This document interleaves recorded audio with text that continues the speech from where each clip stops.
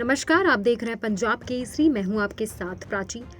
दिल्ली में बेघर लोगों की मौत पर पुलिस रिपोर्ट पर चर्चा की मांग को लेकर हंगामा करने के बाद शुक्रवार को भाजपा विधायकों को दिल्ली विधानसभा से बाहर निकाल दिया गया। दिल्ली विधानसभा में बीजेपी विधायकों के उपद्रव के कारण उन्हें हटाया गया। भाजपा विधायकों ने दिल्ली पुलिस की एक रिपोर्ट पर चर्चा की मांग करी, जिसमें कहा गया था कि राष्ट्रीय राजधानी की सड़कों पर 203 बेघर लोगों की मौतें हुई हैं।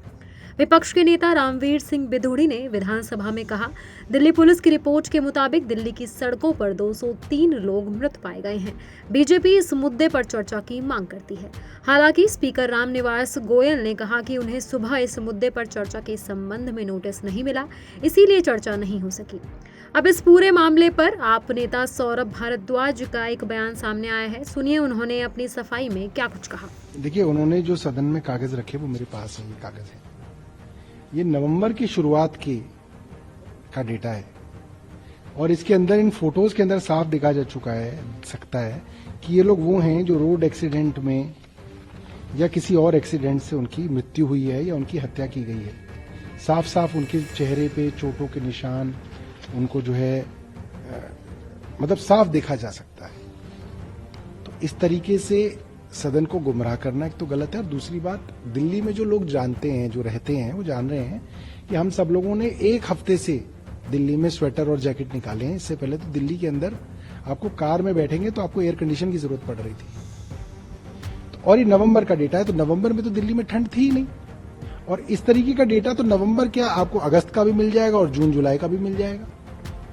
तो पहली बात तो ये बिल्कुल भी जो है सर्दियों से मरने वालों का डेटा नहीं है और ये झूठ जो है भारतीय जनता पार्टी फैला रही है। दूसरी बात, भारतीय जनता पार्टी की केंद्र सरकार के DDA, LNDO, archaeological survey of India और रेलवे ने पिछले एक साल में दिल्ली के अंदर एक मौत का तांडव शुरू कर रखा है। इन्होंने पता नहीं कितने लोगों को बेघर किया है।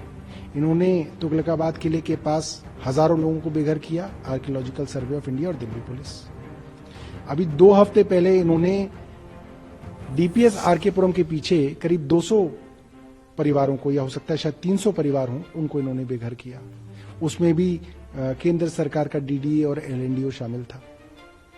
और तमाम ऐसी जगहों पे इन्होंने हजार लोगों को दिल्ली में बेघर किया। और हम तब इनसे यही सवाल पूछ रहे थे कि आप इन लोगों को बेघर तो कर रहे हैं, क्या आपने इनकी कोई वैकल्पिक व्यवस्था की?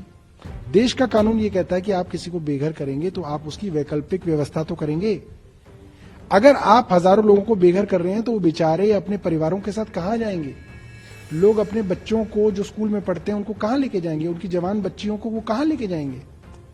तो आपने उनको मजबूर कर दिया कि वो फ्लाईओवरों के नीचे, फुटपाथों पे, नालों के किनारे आके जो है वो बसें। और जो है इस मौसम के अंदर जो है भारतीय जनता पार्टी को उनके बारे में सोचना चाहिए और उनसे माफी मांगनी चाहिए।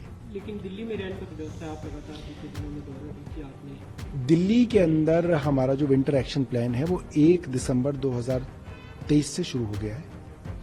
जो हमारे रैन बसेरा हैं उनके अलावा हमने टेम्परेरी पगोडा टेंट्स लगाए हैं। जैसे आप जाएंगे सराय काले खां पे देखेंगे, आप एम्स के आसपास देखेंगे, हमारे दर्जनों जो है पगोडा टेंट्स लग गए हैं। उनके अंदर रहने की, कंबल की, बेड की, गद्दे की और पानी की व्यवस्था की गई है। हमारे जितने भी रैन बसेरा हैं उनके अंदर दिल्ली सरकार द्वारा अच्छा और मुफ्त भोजन दिया जाता है। मुझे लगता है कि पूरी दुनिया में शायद ही कोई रैन बसेरे होंगे जहां पे इतनी बड़ी संख्या के अंदर बेघर लोगों को मुफ्त जो है दिन का और रात का भोजन दिया जाता है। एक दूसरा मुद्दा है, आज आपने जानकारी दी, दुर्गेश पाठक ने सवाल पूछा था एमपी लेड फंड को लेकर, दिल्ली में विधायकों के फंड में बढ़ोतरी की गई है। देखिए, दिल्ली में जब ये सेशन शुरू हुआ था इस विधानसभा का, तो 2 साल तो कोरोना रहा तो विधायक निधि नहीं दिया गया। फिर 4 करोड़ रुपए विधायक निधि दिया जा रहा था और मुख्यमंत्री जी के पास कई लोगों ने निवेदन किया था कि इसको बढ़ाया जाए। तो मुख्यमंत्री जी ने फैसला किया कि इसको बढ़ा के जो है हम 7 करोड़ कर दें। तो इस वर्ष भी 2023-24 के अंदर भी जो 4 करोड़ मिला था उसके अलावा 3 करोड़ और हर विधायक को देंगे, ताकि वो अपने इलाकों के अंदर जो है इंटरनल सड़कों के काम हो गए, पानी सीवर के काम हो गए, ओपन जिम लगाने के, बच्चों के झूले लगाने के, स्ट्रीट लाइट लगाने के काम जो है करा सके। एक दूसरा मुद्दा है जो पार्लियामेंट से जुड़ा केस देखने को मिला था बीते दिनों से लेकर सवाल उठा, विपक्ष ने सवाल उठाया, कल इस पे काफी हंगामा हुआ और विपक्ष के कई सांसद सस्पेंड किए गए। इस पे विपक्ष की तरफ से सवाल उठाया जा रहा है कि आप जवाब देने की जगह कार्रवाई कर रहे हैं, सांसद सस्पेंड किए जा रहे हैं। भारतीय जनता पार्टी के एक सांसद ने इन दो लोगों का पास बनवाया। मैंने सुना उस दिन भारतीय जनता पार्टी के सांसद शायद थे भी नहीं। ऐसे आदमियों का पास उन्होंने क्यों बनवाया?